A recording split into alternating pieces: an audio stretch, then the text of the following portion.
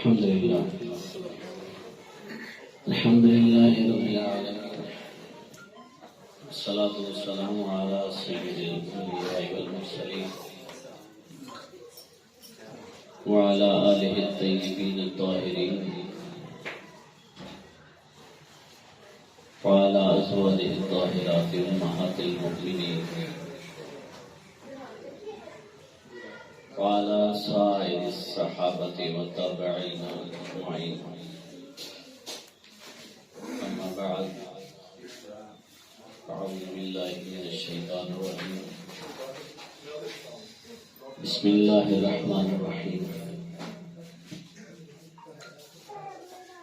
وجاهدوا في الله حق جهاده. صدق الله مولانا العظيم. مولاي صل وسلم دائما ابدا على حبيبك خير الخلق كلهم محمد سيد الكونين والثقلين والفريقين من عرب ومن عجم، محمد ذكره روح لأنفسنا، محمد شكره فرض على أممي. الصلاة والسلام عليك يا سيدي يا رسول الله، وعلى آلك وأصحابك يا سيدي يا حبيب الله.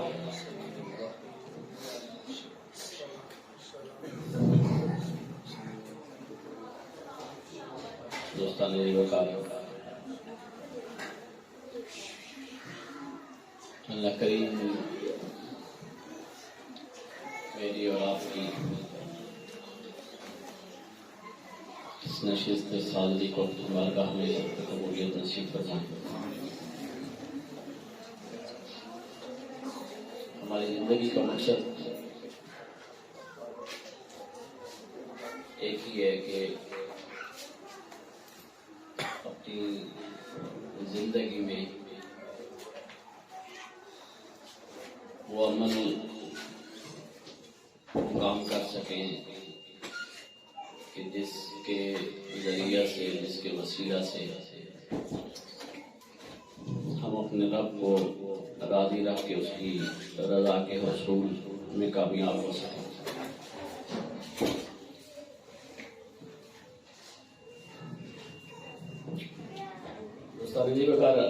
جو میں نے آپ کے سامنے آئے کریمہ تلاوت کرنے کا شرف حاصل کیا ہے، اللہ رب العزت ارشاد فرماتے ہیں وَجَاهِدُوا فِي اللَّهِ حَقَّ جِهَادِهِ هُوَ اجْتَبَاكُمْ وَمَا جَعَلَ عَلَيْكُمْ فِي الدِّينِ مِنْ حَرَجٍ. اس آیے کریمہ میں ہم لوگ جو اپنے رب کو راضی کرنا چاہتے ہیں اور اس کی رضا کے حصول کے لیے ہم اپنی کوشش کرتے ہیں، صحیح کرتے ہیں، اللہ رب العزت انہی مومنین سے خطاب فرما رہے ہیں. اور رب کریم ارشاد فرماتے ہیں وَجَاهِدُوا فِي اللَّهِ حَقَّ جِهَادِهِ. جہاد کا مطلب ہوتا ہے کوشش کرنا، اپنے آپ کو مشقت میں ڈال کر کسی مقصد، کسی منزل کے حصول کے لیے صحیح کرنا، اس کے لیے اپنا وقت، اپنا جان، اپنی مال صرف کرنا. جو لوگ سرحدوں کی حفاظت کے لیے نکلتے ہیں، دین کی بقا اور دین کی تبلیغ کی خاطر مسلمان افواج میں شامل ہو کر اپنے گھر بار چھوڑتے ہیں، اپنی زندگی کو صرف کرتے ہیں، اپنا مال صرف کرتے ہیں، اپنی جان خرچ کرتے ہیں، انہیں بھی مجاہدین کہا جاتا ہے. وہ جہاد فی سبیل اللہ کرنے والے ہوتے ہیں. حضرت ابو سعید رضی اللہ تعالیٰ عنہ ارشاد فرماتے ہیں کہ رسول کریم علیہ الصلوۃ والتسلیم نے ارشاد فرمایا کہ مملکت اسلامیہ کی سرحدوں پر ایک دن اور ایک رات کا جہاد کرنا، جہاد کی نیت سے کسی بھی مملکت اسلامیہ کے بارڈر پہ وہاں پہ ایک دن اور ایک رات گزارنا، حضور نبی رحمت صلی اللہ علیہ وسلم نے ارشاد فرمایا دنیا اور اس دنیا میں جتنی بھی نعمتیں ہیں ان سب سے بڑھ کر عزت و افتخار کا باعث انسان کا یہ عمل ہے کہ وہ اپنی زندگی کا ایک لمحہ، ایک رات یا ایک دن وہ اللہ کی راہ میں جہاد کے لیے خرچ کر سکے. سبحان اللہ، ماشاءاللہ. وہ جہاد کا عمل جو دشمنان دین کے مقابلے میں انسان نکلتا ہے، اپنی جان ہتھیلی پہ رکھ کے نکلتا ہے، اپنے بال بچوں کو چھوڑ کے جاتا ہے، اپنے والدین، اپنے رشتہ داروں کو چھوڑ کے جاتا ہے. انسان کا وہ عمل بھی اللہ رب العزت کی بارگاہ میں بڑا مقبول ہوتا ہے، اور اس کا اجر ایک اور حدیث مبارکہ میں اللہ رب العزت ارشاد فرماتے ہیں کہ جو بندہ میری راہ میں نکلتا ہے اس کو دو طرح کا صبر نتیجہ اس کے نصیب میں ہوتا ہے. یا تو میں اس کو مال غنیمت سے مالا مال کر کے واپس بھیجتا ہوں کہ اگر اس کی زندگی باقی ہے تو پھر جب جنگ میں فتح نصیب ہوگی اور مال غنیمت ہاتھ آئے گا تو وہ مجاہد جو اپنے بیوی بچوں کو، اپنے ماں باپ کو، اپنے رشتہ داروں کو، اپنے کاروبار کو، سارے معاملات کو ترک کر کے میری رضا کے حصول کے لیے جہاد کے لیے نکلتا ہے، میں اس کو خالی نہیں لوٹاتا. آخرت کا ثواب تو الگ ہے. اللہ کریم ارشاد فرماتے ہیں میں اس کو مال غنیمت سے مالا مال کر کے واپس لوٹاتا ہوں. اور اگر اس کی جان کام آ جاتی ہے اور وہ اللہ کی راہ میں شہید ہو جاتا ہے، اللہ کریم فرماتے ہیں کہ میری جنت کی بہاریں اس کا نصیب انتظار کر رہی ہوتی ہیں، میں اس کو اپنی جنتوں میں جگہ نصیب فرماتا ہوں. تو مجاہد اسلام جو جہاد کرتا ہے، اپنی زندگی کو سخت کرتا ہے، اس کے لیے اللہ رب العزت نے یہ تحفے رکھے ہوئے ہیں کہ زندگی بچا کے لے آیا، غازی ہوا تو دنیاوی عزت، دنیاوی مال و دولت اللہ رب العزت اس کی جھولی میں ڈال دیتے ہیں. اور اپنی جان قربان کر بیٹھا تو اپنے چہرے کے دیدار کے ساتھ اللہ رب العزت اپنی جنت کی ابدی بہاریں اس کا نصیب فرما دیتے ہیں. لیکن اس میں ایک شرط ہے، اور وہ شرط یہ ہے کہ وَجَاهِدُوا فِي اللَّهِ حَقَّ جِهَادِهِ. اللہ رب العزت ارشاد فرماتے ہیں جہاد کرو میری راہ میں، لیکن جہاد ایسا کرو جیسا جہاد کرنے کا حق ہوتا ہے. اس بات کو ہمارے احباب جو افواج پاکستان میں بھرتی ہو جاتے ہیں، پولیس میں بھرتی ہو جاتے ہیں، کسی بھی سیکورٹی فورسز میں بھرتی ہو جاتے ہیں، انہیں اپنے اندر اس جذبے کو زندہ رکھنا چاہیے کہ میں نے اپنی ہر قدم جو ہے، اپنی زندگی کا ہر لمحہ جو ہے وہ دین اسلام کی سربلندی کے لیے اور اپنے وطن عزیز کی حفاظت اور اس دین کی سربلندی کے لیے گزارنا ہے. اس لیے کہ جہاں بھی ہماری نیت میں کمی آ گئی، جہاں بھی ہمارے اخلاص میں کمی آ گئی، حضرت عبداللہ بن عباس فرماتے ہیں کہ اللہ رب العزت یہ جو ارشاد فرما رہے ہیں وجاہدوا فی اللہ حق جہادی، اللہ کی راہ میں جہاد کرو، ایسا جہاد جیسا جہاد کرنے کا حق ہوتا ہے۔ آپ فرماتے ہیں اس حق کا کیا مطلب ہے کہ کسی بھی ملامت کرنے والے کی ملامت، کسی کے طعن و تشنیع، کسی کی کوئی بات، وہ تمہارے اس منزل اور اس مقصد کے درمیان میں آڑے نہیں آنی چاہیے۔ کہ جو مجاہد ہے، جہاد کرنے والا ہے، اس کو کسی قسم کی ملامت کا ڈر نہیں ہونا چاہیے، کسی قسم کے طعنے کا ڈر نہیں ہونا چاہیے، کسی دنیاوی معاملے میں بے عزتی اور ذلت کا ڈر اور خوف اس کے ذہن میں نہیں ہونا چاہیے، بلکہ وہ اپنی زندگی جب وہ نکل پڑے، قدم اٹھا دے، تو پھر اس کو یقین ہونا چاہیے کہ میں اللہ کی راہ کے لیے جہاد میں نکل رہا ہوں، میرا اللہ میری عزتوں کی حفاظت فرمائے۔ آپ یہی دیکھیں کہ حضور حضرت علامہ خادم حسین رضوی صاحب رحمۃ اللہ تعالی علیہ، انہوں نے یہ نہیں دیکھا کہ میں جو باہر قدم اٹھانے والا ہوں اس میں میرے ساتھ کتنے لوگ ہوں گے، مجھے عزت ملے گی نہیں ملے گی، کامیابی ملے گی نہیں ملے گی، لیکن انہیں یہ یقین تھا کہ میں جو قدم اٹھا رہا ہوں وہ اللہ اور اس کی رسول کی رضا کی خاطر سے ہوں۔ نعرہ تکبیر، نعرہ رسالت، تاجدار ختم نبوت زندہ باد، تاجدار ختم نبوت زندہ باد، زندہ باد۔ من سب نبیا من سب نبیا من سب نبیا یہ جانا یہ جانا یہ جانا یہ جانا۔ تو حضرت ابن عباس فرماتے ہیں کہ حق جہادی کا مطلب کیا ہے؟ لا تخافوا فی اللہ لومۃ لائم فهو حق الجہاد، کہ جب تم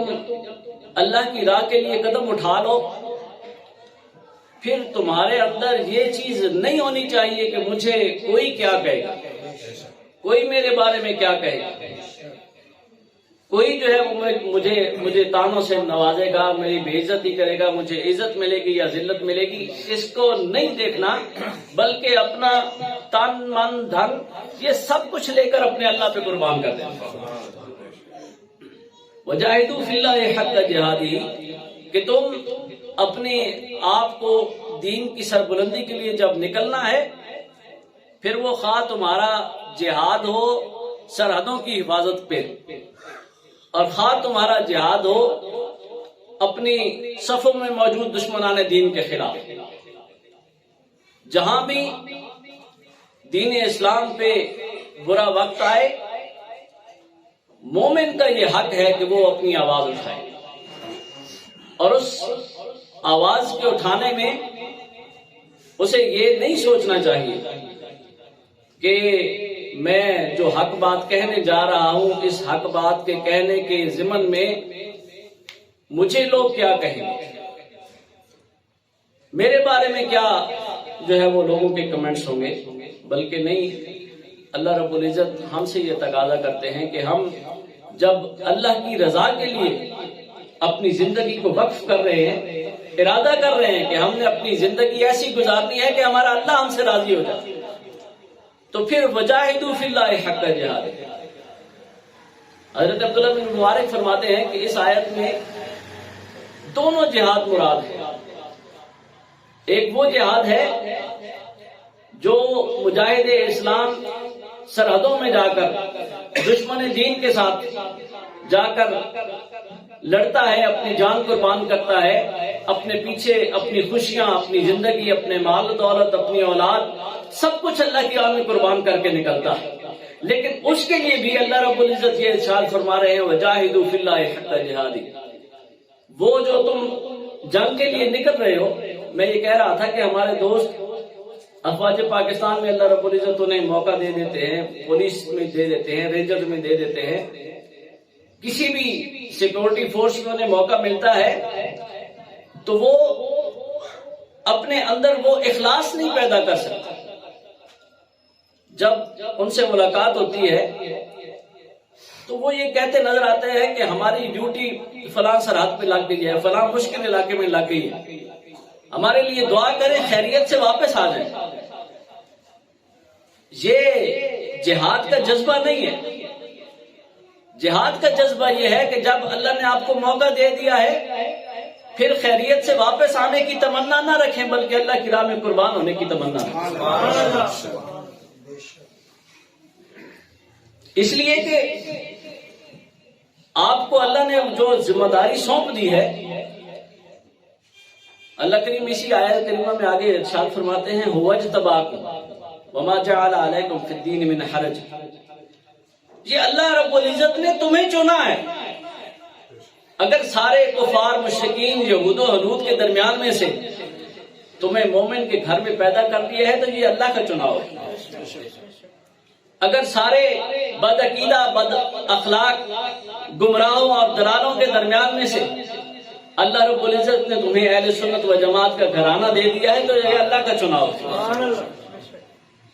اللہ رب العزت نے تمہارا چناؤ کر لیا۔ اللہ کریم نے تمہارے دھیان اس طرف لگا دیا کہ میں نے اپنے رب کو راضی کرنا ہے۔ ہماری اس محفل کا، اس مجلس کا مقصد یہ ہے کہ ہم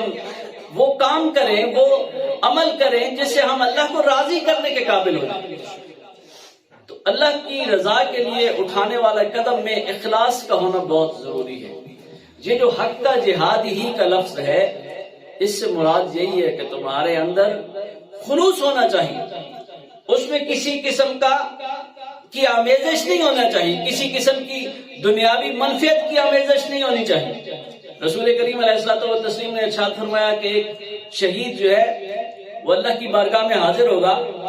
اور اللہ کریم اس کے لیے نار جہنم میں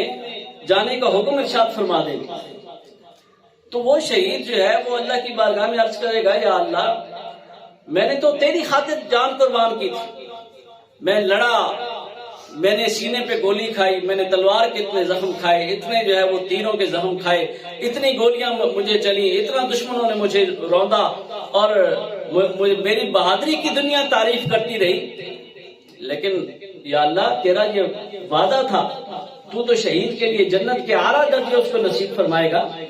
لیکن میرے لیے یہ حکم کہ مجھے حکم ہو رہا ہے کہ اس کو جہنم رسید کر دو۔ اللہ کریم اس کے جواب میں ارشاد فرمائیں گے کہ میرے بندے جب تو لڑ رہا تھا تیرے ذہن میں یہ بات تھی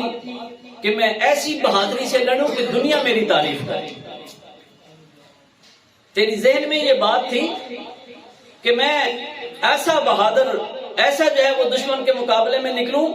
کہ لوگ میری تعریف کریں، تو میں نے لوگوں کی زبانوں پہ تیری تعریف جاری کرا دی تھی، لوگ تجھے یاد کرتے رہے، لوگ تیری بہادری کے قصے سناتے رہے، لیکن تیرے دل میں وہ میری ذات کے لیے خلوص نہیں تھا، اس لیے آج میرے پاس تیرے لیے کچھ نہیں۔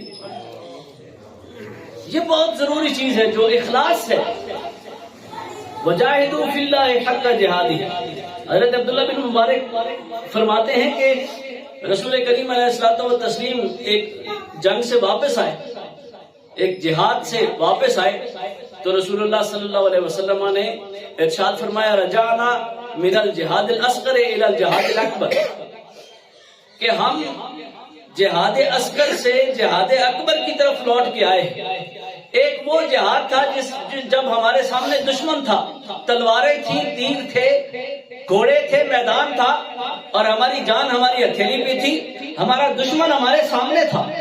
ہمیں پتا تھا کہ ہم نے یا اس کو مار دینا ہے یا خود مار جانا،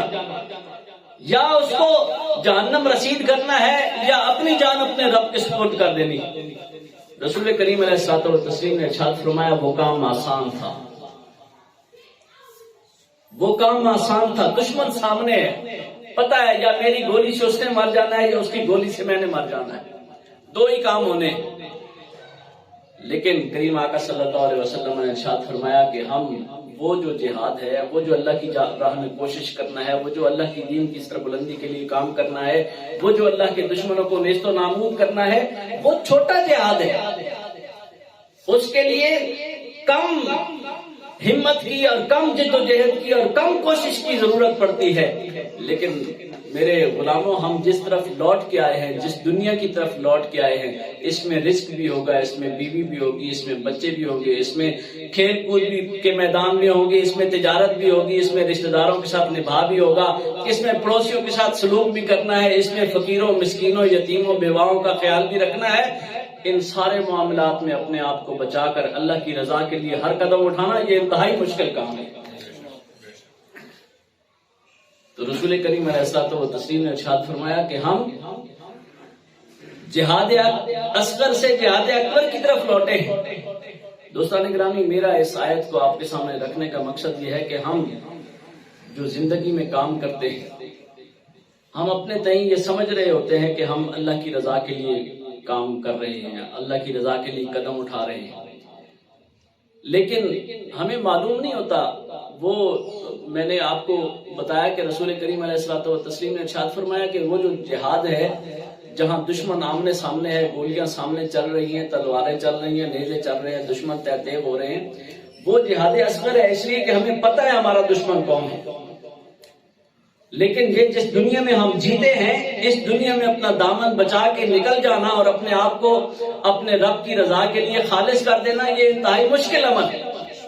اس لیے کہ اس میں ہمارا دشمن ہمارے سامنے نہیں ہے۔ ہمیں نہیں پتا کہ کس قدم پہ، کس لمحے، کون سے عمل میں ہمارا دشمن ہمیں اپنے رب سے دور کر دے گا۔ بظاہر ہم سمجھ رہے ہوتے ہیں، جیسے وہ شہید جو دنیا میں اپنی جان قربان کر جاتا ہے، لیکن جان قربان کرتے وقت شیطان اس کی نیت میں، اس کے ذہن میں یہ بات ڈال دیتا ہے، دنیا کی طرف دھیان کرو، ایسا لڑو کہ دنیا والے تیری تعریف کریں۔ اس لڑنے والے کے لیے آخرت میں اللہ کے نزدیک کوئی اجر نہیں ہے۔ ایسا ہی جب ہم عمل کرتے ہیں تو ہمارے اخلاص میں بھی یہ جو ہے وہ گند گھولنے کے لیے آ جاتا ہے، ہماری نیت کو خراب کرنے کے لیے آ جاتا ہے، اور ہماری نیت کو ایسا خراب کرتا ہے کہ ہمیں احساس بھی نہیں ہوتا۔ ہم سمجھ رہے ہوتے ہیں کہ ہم نماز اللہ کی رضا کے لیے پڑھ رہے ہیں، لیکن ہماری نیت کا فطور ہماری اس نماز کو برباد کر رہا ہوتا ہے۔ ہم سمجھ رہے ہوتے ہیں کہ ہم روزہ اللہ کی رضا کے لیے رکھ رہے ہیں، لیکن ہماری نیت کا فطور ہمارے اس روزے کو برباد کر رہا ہوتا ہے۔ ہم سمجھ رہے ہوتے ہیں کہ ہم ہر اچھا عمل اللہ کی رضا کے لیے کر رہے ہیں اور اللہ کو راضی کر لیں گے، لیکن اس میں ہماری شہرت آ جاتی ہے، ہماری ریاکاری آ جاتی ہے، لوگوں کے سامنے دکھاوا آ جاتا ہے، اور ہمارا وہ عمل جو ہے وہ دنیا والوں کے سامنے تو رہ جاتا ہے کہ دنیا والے ہماری تعریف کر دیتے ہیں، ہماری نمازوں کی تعریف ہو جاتی ہے، ہمارے روزوں کی تعریف ہو جاتی ہے، ہمارے سجدوں کی تعریف ہو جاتی ہے، ہماری تلاوت کی تعریف ہو جاتی ہے، لیکن اس میں آخرت میں کچھ نہیں بچتا۔ میں آج ایک نعت خان کو سن رہا تھا، اس کا ایک چھوٹا سا کلپ نکلا ہے، تو وہ یہ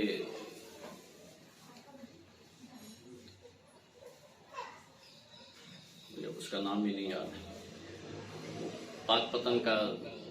شہباز قمر فریدی،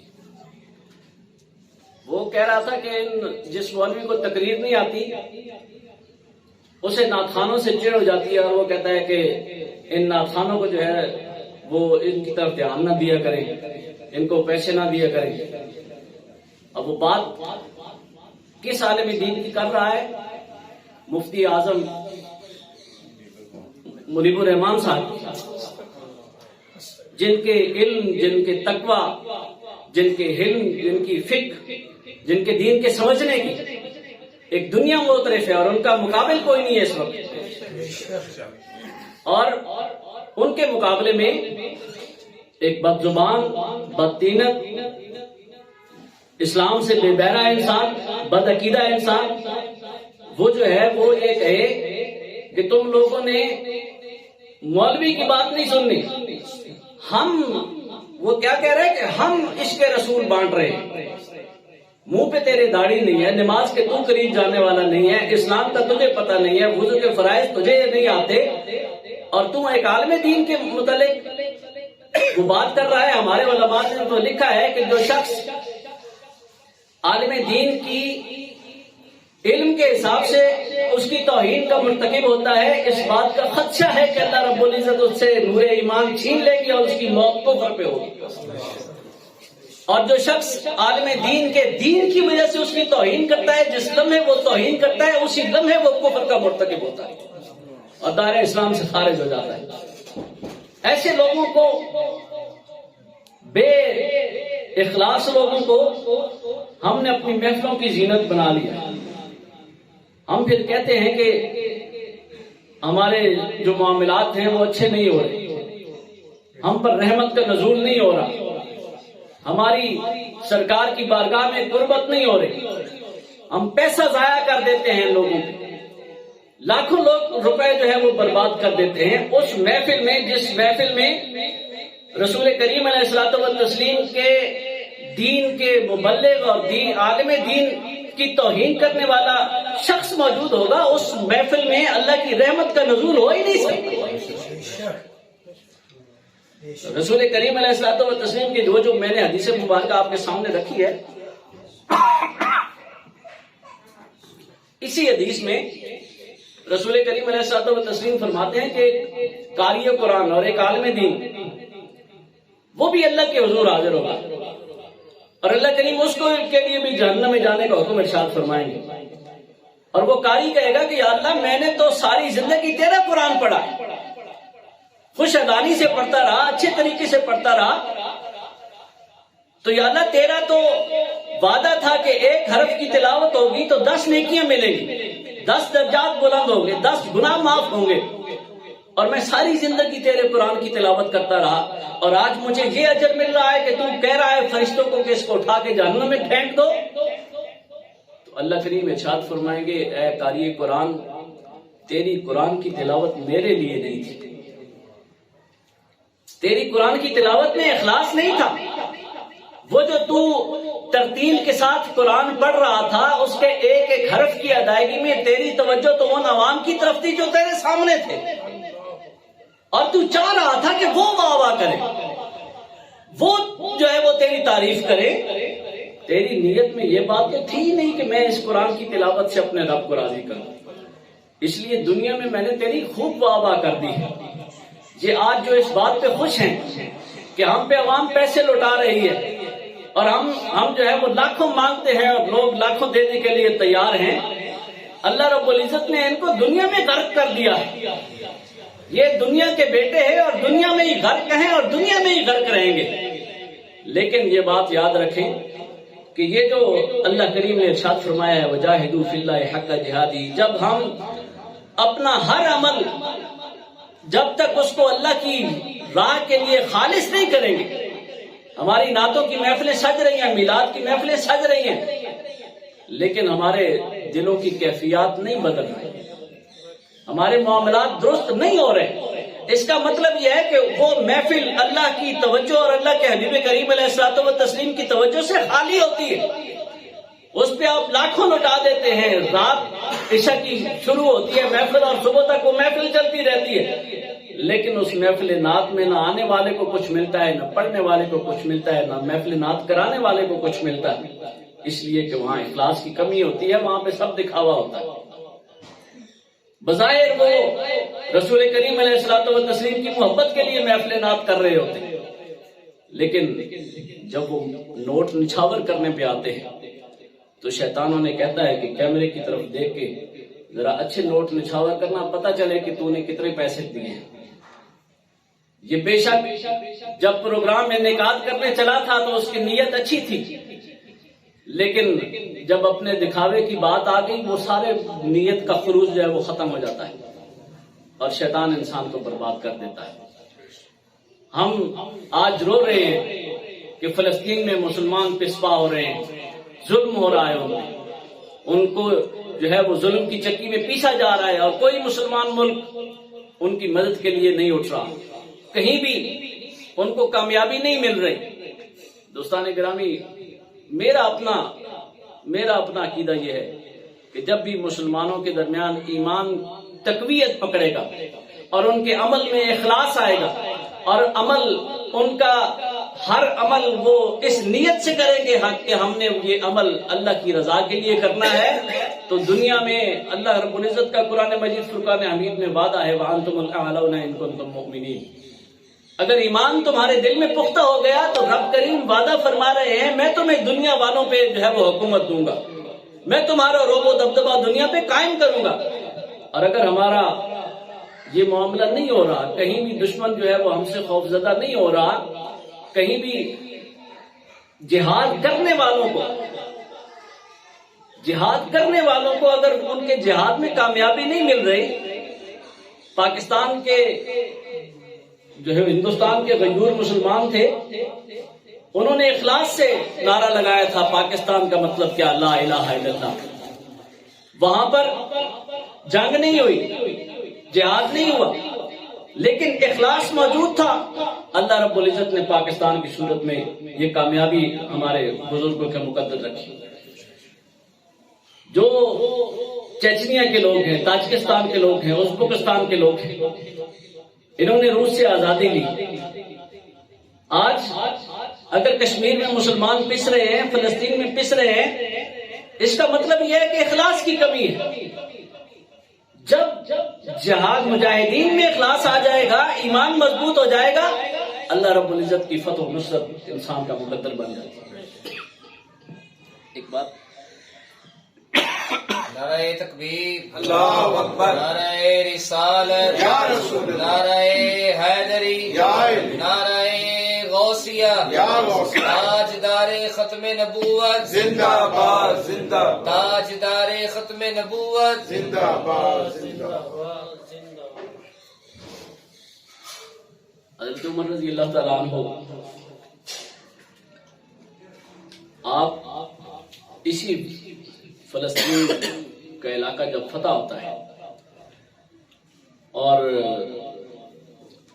امیر المومنین کو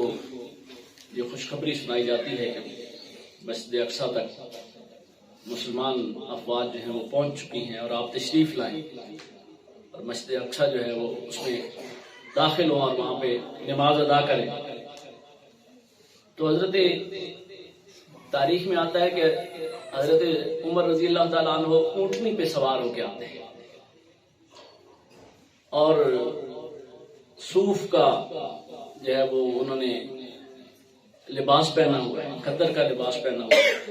بوریے کا لباس پہنا ہوا ہے، اور حضرت ابو عبیدہ رضی اللہ تعالیٰ عنہ وہ آگے ہو کر عرض کرتے ہیں۔ ایک روایت میں آتا ہے کہ یزید بن ابی سفیان وہ آ کے عرض کرتے ہیں، امیر المومنین، اللہ رب العزت نے ہمیں بڑی فتح سے نواز دیا ہے، ہمارے پاس ڈھیر سارے خزانے آ گئے، اچھے کپڑے موجود ہیں، بے شمار گھوڑے موجود ہیں، اچھی خوراک موجود ہے، بہترین لباس موجود ہے۔ امیر المومنین، آپ ان لوگوں کے سامنے جا رہے ہیں، اپنا لباس اچھا کر لیں، اونٹنی سے اتر آئے، ہم آپ کو ایک اچھی نسل کا گھوڑا دیتے ہیں، اس گھوڑے پہ سوار ہوں، لوگوں کو پتہ چلے مسلمانوں کا امیر المومنین آ رہا ہے۔ لیکن حضرت سیدنا عمر رضی اللہ تعالیٰ عنہ آپ فرمانے لگے، اے ابو عبیدہ، کیا تمہیں یاد نہیں تم کس قدر ذلیل تھے، اللہ رب العزت نے تمہیں عزتوں سے نوازا ہے، کیا تم بھول گئے ہو تم کس قلت میں تھے، اور اللہ رب العزت نے آج تمہیں اس کثرت میں بدل دیا ہے کہ لاکھوں مربع میل پہ جو ہے وہ مسلمانوں کی حکمرانی ہو رہی ہے۔ اے ابو عبیدہ، کیا تم دنیا کی اس خوشی کے لیے خوشیوں میں عزت ڈھونڈ رہے ہو؟ اللہ کی عزت کی قسم، اگر اللہ مجھے عزت دے گا تو اسی لباس میں دینے پہ قدرت ہے۔ اللہ رب العزت نے مجھے اسی عاجزی میں عزت دی ہے تو میں اس اللہ سے عزت کا طلبگار ہوں، میں اس دنیاوی زیب و زینت سے عزت کا طلبگار نہیں ہوں۔ جب تک ہمارے اندر یہ جذبہ موجود نہیں آئے گا، جب تک ہم لوگ جو لوگ دین کے لیے نہیں نکل رہے، جہاد نہیں کر رہے، اپنی زندگیاں صرف نہیں کر رہے، دین کی تبلیغ نہیں کر رہے، وہ الگ ہے، لیکن علماء، مشائخ، قراء حضرات، نعت خوان حضرات، وہ جو کہتے ہیں کہ ہم نے اپنی زندگی دین کے لیے وقف کر دی ہے، جب تک ہماری زندگیوں میں وہ اخلاص نہیں آئے گا کہ ہم اپنی زبان سے کہے ہوئے ہر لفظ کا پہرا دینے کے لیے تیار ہوں اور اس پہ عمل کر کے لوگوں کو دکھانے کے لیے تیار ہوں، اور ہم یہ بتا دیں کہ واقعی یہ دنیا ہمارے لیے کوئی قدر و قیمت نہیں رکھتی. اس دنیا اور اس میں موجود جتنا کچھ بھی ہے وہ سارا ہمارے رب کی رضا کے ایک قطرے پہ ہم قربان کرنے کے لیے تیار ہیں. تو جب تک اخلاص کی یہ کیفیت علماء و مشائخ میں نہیں آئے گی، جب تک مجاہدین اسلام خواہ وہ سرحدوں پہ جہاد کرنے والے ہیں یا اپنے نفس کے ساتھ جہاد کرنے والے ہیں، ان کے اندر اخلاص کی یہ کیفیت نہیں آئے گی، ایمان مضبوط نہیں ہوگا، اور ایمان مضبوط نہیں ہوگا تو اللہ کی مدد اور نصرت ہمیں حاصل نہیں ہو سکتی، اور دنیا میں کفار کے مقابلے میں ہمیں عزت و فخر نصیب نہیں ہو سکتا. تو وہ عزت پانے کے لیے، دنیا میں خوشی پانے کے لیے ہم جو احباب اکٹھے ہیں، کم از کم ہم تو یہ نیت کر سکتے ہیں، کم از کم ہم تو یہ ارادہ کر سکتے ہیں کہ ہم اپنا ہر عمل فقط اللہ کی رضا کے لیے اور اس کی خوشنودی کے حصول کے لیے کریں گے، اور اس میں کسی دنیاوی منفعت، دنیاوی تعلق، دنیاوی عزت کی لالچ ہمیں اس میں حائل نہیں ہوگی، اور ہم اپنی زندگی کو خالص اللہ کی رضا کے لیے رکھتے ہوئے اپنا ہر کام اللہ کی رضا کے لیے کریں گے، تاکہ ہمارا رب اس دنیا میں بھی ہم پہ راضی ہو اور آخرت میں بھی راضی ہو. اللہ کریم ہمیں عمل کی توفیق نصیب فرمائے. وما علیہ